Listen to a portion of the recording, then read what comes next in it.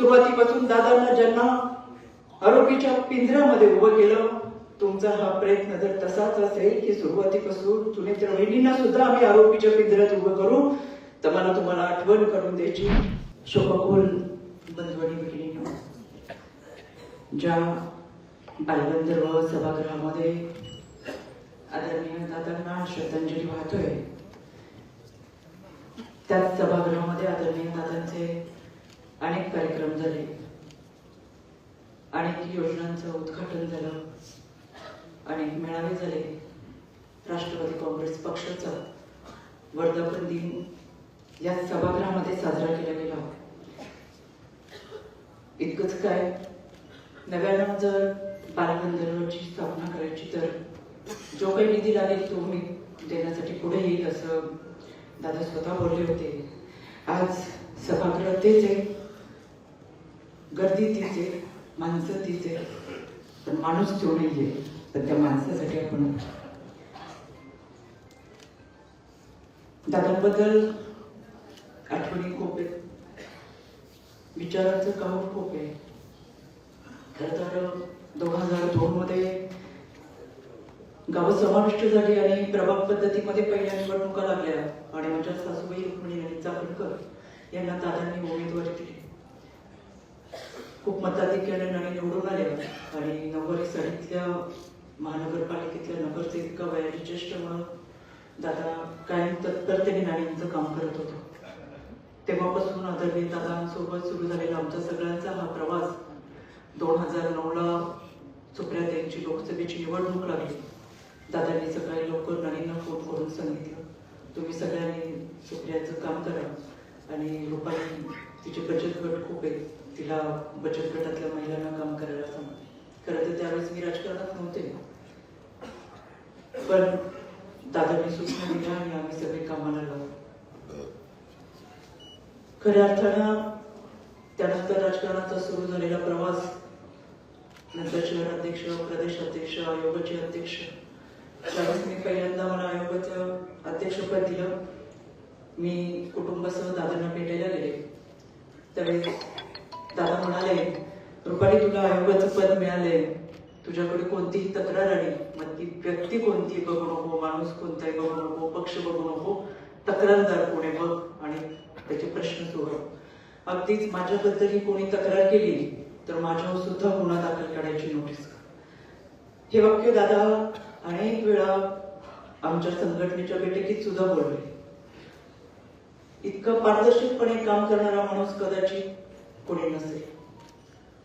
आयोगाची जबाबदारी सांभाळल्यानंतर माझ्या लक्षात आलं, 13 कोटी महाराष्ट्राच्या जनतेत 7.5 कोटी महिला भगिनींचे प्रश्न सोडवताना आयोगामध्ये फक्त 17 कर्मचाऱ्यांचा स्टाफ होता.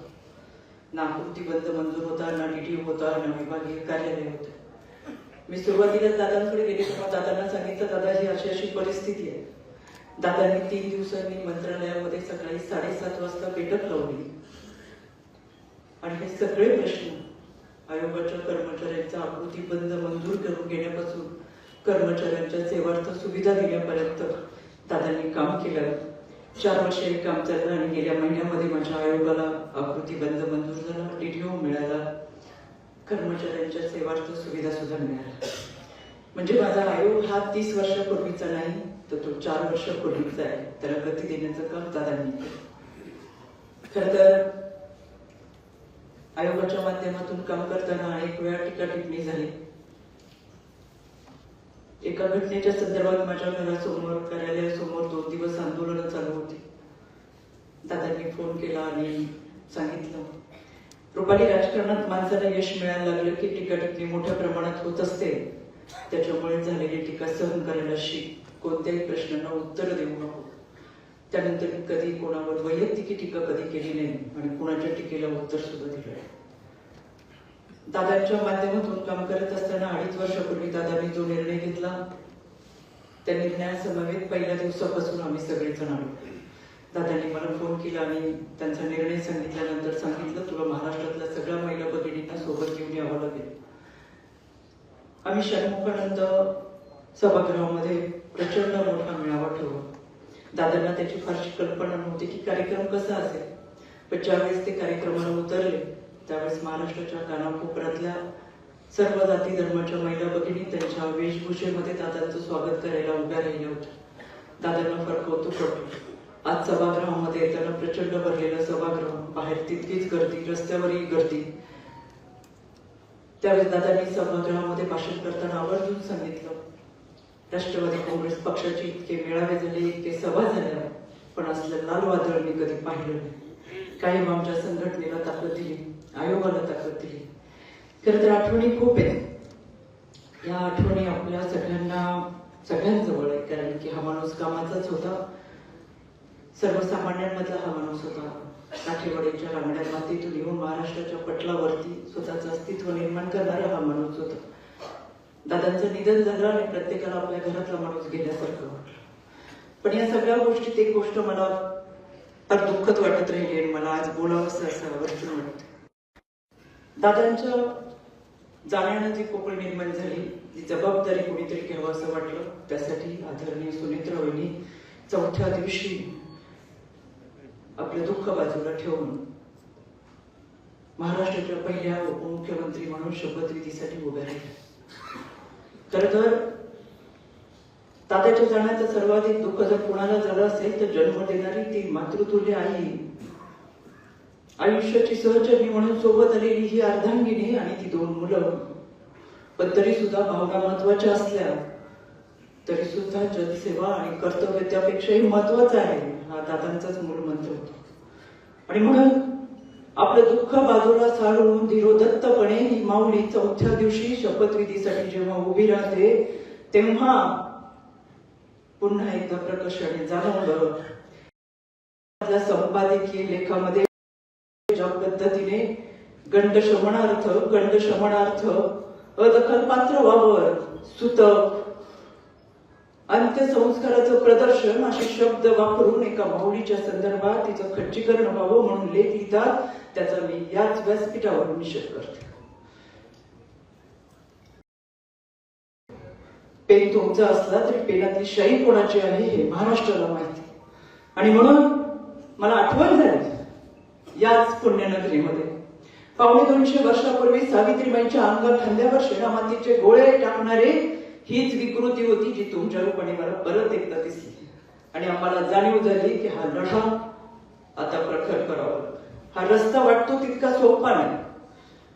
हा केवळ सुनेत्रा वहिनींचा अपमान नाही, तर हजारो लाखो महिला भगिनी आहेत ज्यांच्या पती निधनानंतर त्या पुन्हा एकदा पदर कमरेला बसून लेकरांना बरोबर घेऊन लढण्याचा प्रयत्न करतात. त्यांचं खच्चीकरण तुम्ही केलं.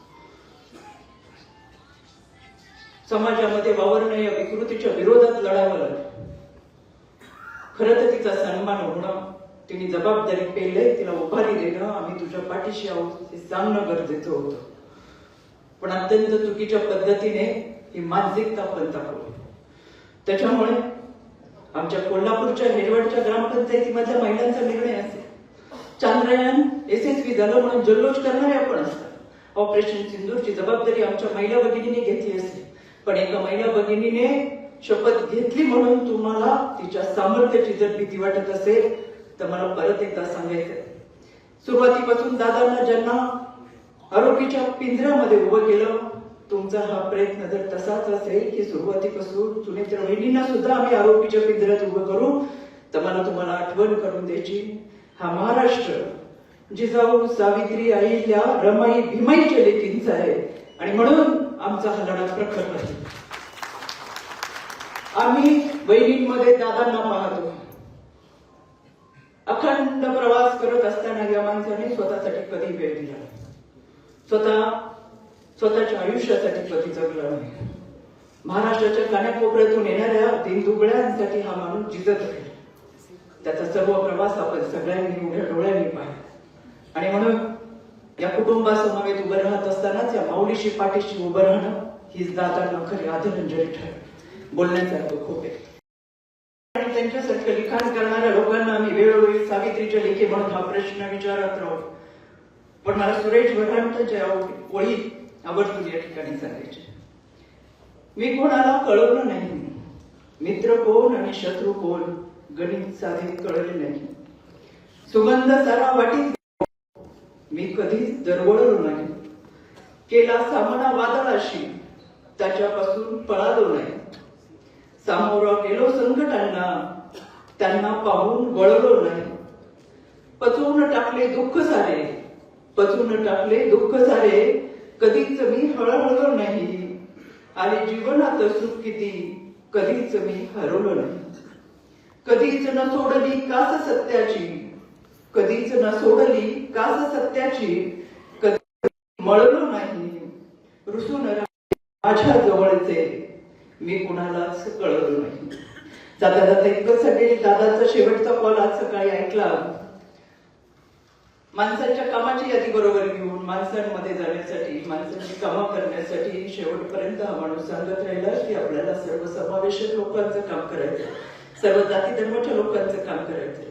शिवशाहू फुले आंबेडकरांच्या विचारांची पताका खांद्यावर घेतलेला हा माणूस, राष्ट्रवादीच्या प्रत्येक कार्यकर्त्याला मला आवर्जून सांगायचंय, ही पताका आता आपल्या खांद्यावर घेऊन महाराष्ट्राच्या कानाकोपऱ्यापर्यंत दादांचा हा वसा आणि वारसा पोहोचवायचा आहे. आणि हीच खऱ्या अर्थाने दादांना श्रद्धांजली राहील.